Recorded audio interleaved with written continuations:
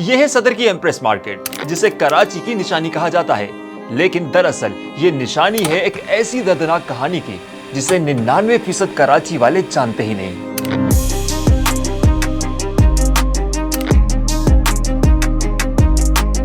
कराची के मरकज में वाक़े एम्प्रेस मार्केट देखने में निहायत खूबसूरत, जहां जिंदगी हरदम रवा रहती है, लेकिन इसके बनाने वाले का मकसद हरगिज ये नहीं था।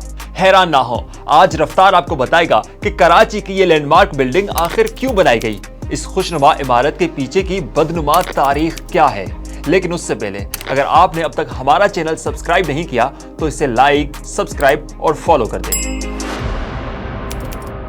सिंध पर मोहम्मद बिन कासिम के हमले की तो बहुत बातें होती हैं, मगर इस हमले के बारे में शायद ही आपने सुना हो। उस जमाने में जब हिंदुस्तान के बड़े हिस्से पर कब्जा करने के बाद अंग्रेजों की नजरें थी कराची पर। जनवरी 1839 में बंबई में मौजूद अंग्रेजों की रिजर्व आर्मी को सिंध पर हमले का हुक्म दिया गया।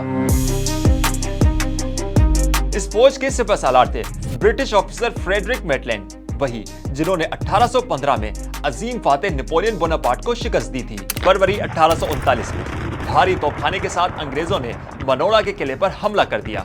3 घंटे की गोलाबारी में ही किले का मगरिबी हिस्सा मुकम्मल तबाह हो गया। कराची के बंदरगाह पर धुएं के स्याह बादल छा गए और दिन की रोशनी रात के अंधेरों में बदल गई। जब किले से सफेद झंडा लहराया गया तो गोलाबारी भी बंद हुई और कराची शहर ने हथियार डाल दिए।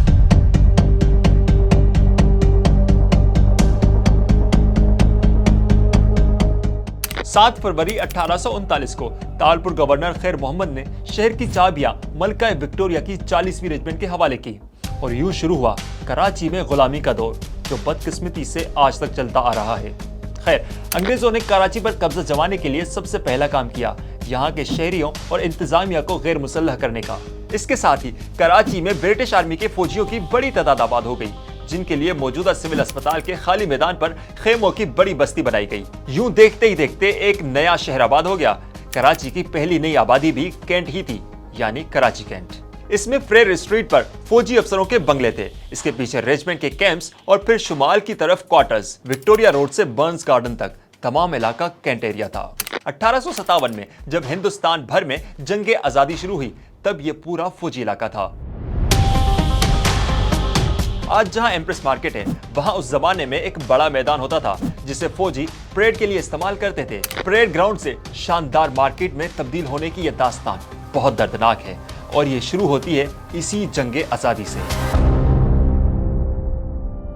हफ्ता 13 सितंबर 1857 की रात 2 मुकामी फौजी अपनी बैरक से निकले और अंग्रेज कमांडर अफसर को बताया कि 21वीं बंबई रेजिमेंट ने आज रात बगावत का मंसूबा बनाया है। इस रेजिमेंट के पास छावनी का पूरा नक्शा मौजूद है। इन्होंने जवानों की पोजीशन भी तय कर ली है, बल्कि इन्होंने मकामी शहरों में मदद हासिल करने का मंसूबा भी बनाया है और 14th रेजिमेंट से भी बगावत में मदद तलब की है। इस बगावत की क़यादत कर रहे हैं हवलदार रामदीन पांडे और हवलदार सूरज पाली तिवारी। जब ये इत्तला कमांडर अफसर मेजर मैकग्रेगर तक पहुंची तो रात के 11:30 बज रहे थे और उनकी तो नींदें ही उड़ गई। तब मेजर मैकग्रेगर ने ब्रिगेडियर लाउथ के साथ मिलकर अपनी यूरोपियन रेजिमेंट की दोनों कंपनियों और 14th रेजिमेंट को भी फौरन तैयार होने और 21वीं रेजिमेंट की बैरक का घेराव करने का हुक्म दिया। छावनी में कर्फ्यू लगा दिया गया था और ये दोनों रेजिमेंट एक इशारे की मुंतजिर थी। ये गैर मामूली नकलो हरकत देखकर 21वीं रेजिमेंट के बगावत पर आमादा फौजियों ने फैसला किया कि रामदीन पांडे अपने 21 सिपाहियों के साथ यहाँ से निकल जाएं और सूरज पाली तिवारी दूसरे सिपाहियों के साथ रहकर सूरत हाल का जायजा लें। फैसले के मुताबिक 22 सिपाही छावनी से चले गए। ब्रिगेडियर लाउथ ने 21वीं रेजिमेंट के सिपाहियों को बाहर आने का हुक्म दिया। इनकी तादाद भी 22 थी, जिन्हें परेड ग्राउंड में हथियार फेंकने का हुक्म दिया गया। हथियार की जांच पड़ताल के दौरान पता चला कि 22 में से 13 सिपाहियों के हथियार लोडेड थे, जिन्हें फौरन गिरफ्तार कर लिया गया। हाजिरी के दौरान यह भी मालूम हुआ कि रामदीन पांडे समेत 22 सिपाही गैर हाजिर हैं, यानी आजादी की इस जंग में कराची के कुल 44 बागी सिपाहियों ने हिस्सा लिया था।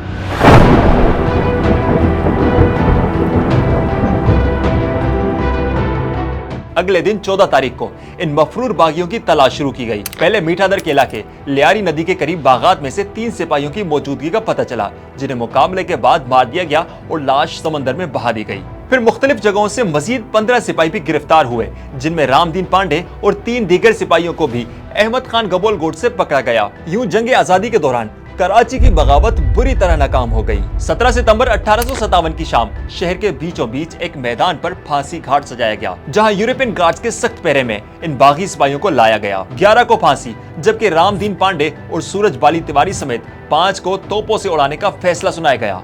फिर हुक्म मिलते ही इनके चेहरों पर कपड़ा डाले बगैर इन्हें फांसी दी गई। कुछ तारीखदान लिखते हैं कि इन सिपाहियों के लटकते जिस्मों के तलवारों से टुकड़े कर दिए गए और फिर इन्हें इसी मैदान में दफना दिया गया। फिर हवलदार सूरज बाली तिवारी और 3 बागियों को लाया गया, जो फख्र से सीना ताने, सर बुलंद किए और इनकलाब जिंदाबाद के नारे लगाते हुए बहादुरी से तोपों के सामने आ खड़े हुए। कैप्टन लीकी का इशारा हुआ तो तोपची ने तोप के गोले को आग दिखाई और कुछ ही देर में कराची की जमीन इनकलाबियों के खून से रंगीन हो गई।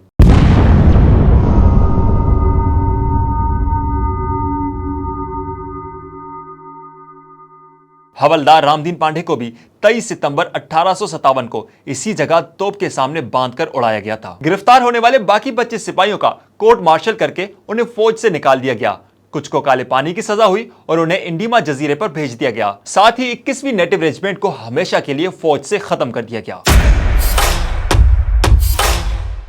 यह होलनाक कार्रवाई जिस मैदान पर हुई वहीं आज एम्प्रेस मार्केट वाक़े है। कहा जाता है कि इस वाक़े के बाद लोग इनकलाबियों की याद में रात की तारीकियों में आते और गुलाब के फूल और गुलदस्ते रखते और दिए जलाकर जाते थे। ये सूरत हाल देखकर अंग्रेज सरकार को खतरा हुआ कि कहीं यह जगह शोहदा की यादगार न बन जाए और इससे कोई नई बगावत न खड़ी हो जाए। इसलिए इस जगह की तारीख को मिटाने के लिए यहाँ एक मार्केट बना दी गई। इस इमारत का संग बुनियाद 10 नवंबर 1884 में governor Bombay sir James Ferguson ने रखा। मार्केट का नक्शा इंजीनियर जेम्स स्ट्रेचन ने तैयार किया। 21 मार्च 1879 को तकरीबन 1.5 लाख रुपए की लागत से यह इमारत मुकम्मल हुई और इसका इफ्तिताह कमिश्नर सिंध चार्ली प्रिचर्ड ने किया। ये वही साल था जब मलका विक्टोरिया के इक्तिदार की सिल्वर जुबली मनाई जा रही थी।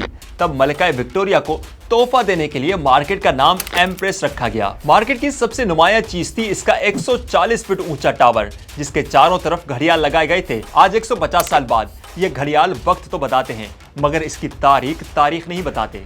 खैर, इस मार्केट में कुल 280 दुकानों की जगह बनाई गई थी। दुकानदारों के रहने के लिए मार्केट के चारों तरफ 46 फीट की 4 गैलरियां बनाई गई थी, जहां थके हारे दुकानदार और उनके मुलाजिम आराम करते थे। मार्केट के दरमियान 130 फीट लंबा और 100 फीट चौड़ा सहन है। शुरू में इस बाजार में सिर्फ अंग्रेजों को आने की इजाजत थी और मकामी लोग इसमें दाखिल नहीं हो सकते थे। बहुत अरसे बाद ये पाबंदी खत्म हुई और बिलाखिर 1947 में पाकिस्तान आजाद हुआ। कराची दुनिया की सबसे बड़ी इस्लामी मुमलिकत का कैपिटल बना। कराची म्यूनिसिपल कॉर्पोरेशन ने 30 साल के लिए इस मार्केट में 1400 दुकानें बनाने की इजाजत दी थी। तब दुकानों की तादाद 280 से बढ़कर हजारों हो गई और दिहाइयों तक ये मार्केट कब्जा माफिया के हाथों में रही, जिन्होंने एम्प्रेस मार्केट का नक्शा ही तब्दील कर दिया। यहाँ तक कि 2018 आ गया, जब सुप्रीम कोर्ट ने एम्प्रेस मार्केट की तजावुजात को हटाने का हुक्म दिया और कहा कि इस इमारत को अपनी असल हालत में बहाल किया जाए।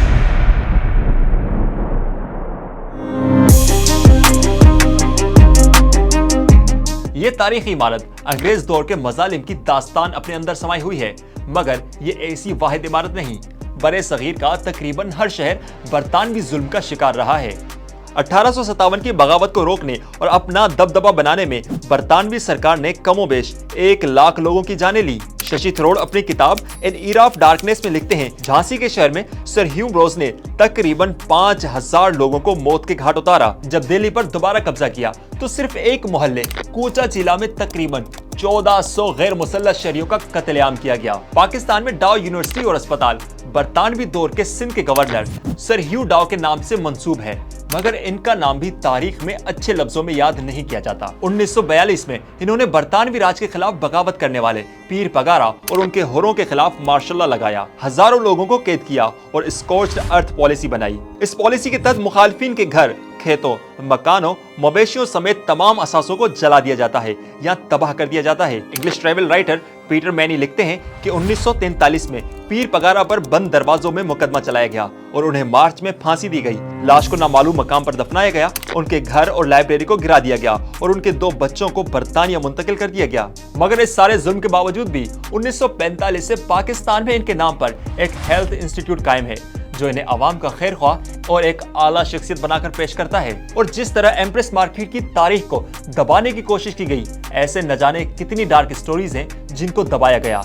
लेकिन आज भी पाकिस्तान और भारत में ऐसे कई मकामात हैं जो कॉलोनियल दौर के मजालिम की याद दिलाते हैं। ना सिर्फ इमारतें बल्कि बड़े सगीर का खजाना भी बरतानवी राज के मजालिम का मुंह बोलता सबूत है। आज जो हम अंग्रेज जमाने की कुछ आला तामीरात देखते हैं तो उस पर रश्क करते हैं कि अंग्रेज था तो ये सब बना, मगर बरतानिया इन चंद इमारत के बदले जो हमसे ले गया वो इससे हजारों गुना ज्यादा कीमती था। ब्रिटिश इकोनॉमिस्ट और राइटर एंगस मेडिसन के मुताबिक 18वीं सदी के शुरू में वर्ल्ड इकोनॉमी में बड़े सगीर का शेयर 23% था, मगर जब बरतानिया ने इंडिया छोड़ा तो वर्ल्ड इकोनॉमी में बड़े सगीर का शेयर सिर्फ 3% रह गया था। इंडियन इकोनॉमिस्ट उत्सिया पटनायक कहती हैं कि बरतानिया ने 1765 से 1938 के दरमियान 92 खरब पाउंड की रकम हिंदुस्तान से बाहर मुंतकिल की, जिसकी डॉलर्स में मालियत 444 खरब यानी 44.6 ट्रिलियन डॉलर बनती है। बदकिस्मती ये है कि हमारी नौजवान नस्ल बरतानवी राज की इस तारीख से बिल्कुल वाकिफ नहीं और ना ही ये हमारे निसाब में पढ़ाया जाता है। लोग तो उन इनकलाबियों को भी भूल गए हैं जो आने वाली नस्लों के लिए फांसी चढ़ गए,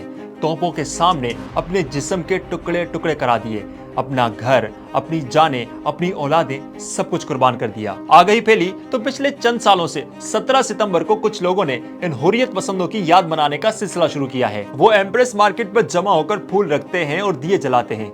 लेकिन अब असल सवाल तो ये पैदा होता है कि क्या इस जगह को मलकाए विक्टोरिया के नाम से याद किया जाए या इस सरजमीन के असल हीरोज से? फैसला आप कीजिए।